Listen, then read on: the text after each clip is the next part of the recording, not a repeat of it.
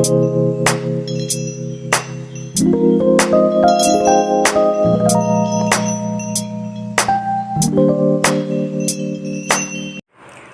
evening, good afternoon, and good morning. This is again Jon's Vlog. So today I'm going to show you on how we're going to prepare laing at home, prepared by my uncle.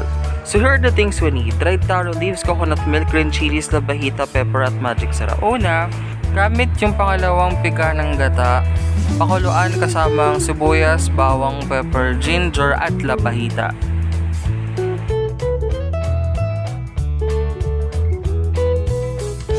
Pag malapit ng kumulo, ilagay mo na yung magic sarap.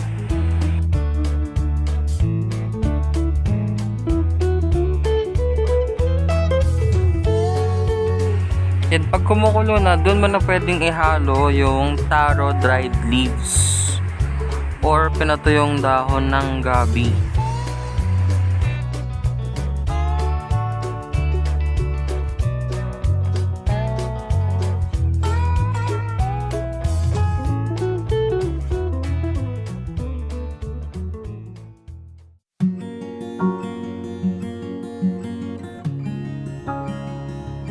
Sunod, palambutin mo muna yung dahon ng taro dried leaves or dahon ng pinatuyong gabi bago mo ibuhos yung purong gata.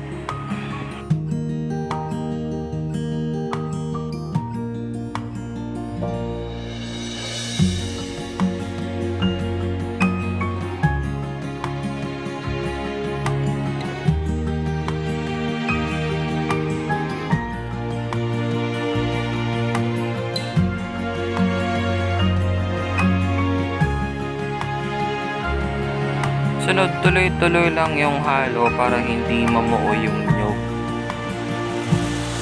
Then, kapag lumapot na, malapit nang maluto, pwede mo nang ihalo yung green chilies.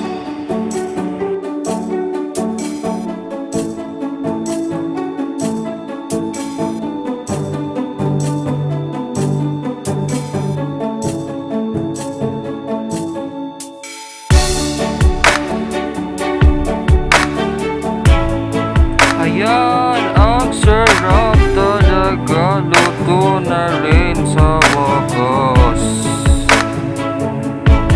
So don't forget guys to hit the subscribe button, the bell icon, and the like button so you're always updated with all my video uploads. Have a good day. Goodbye.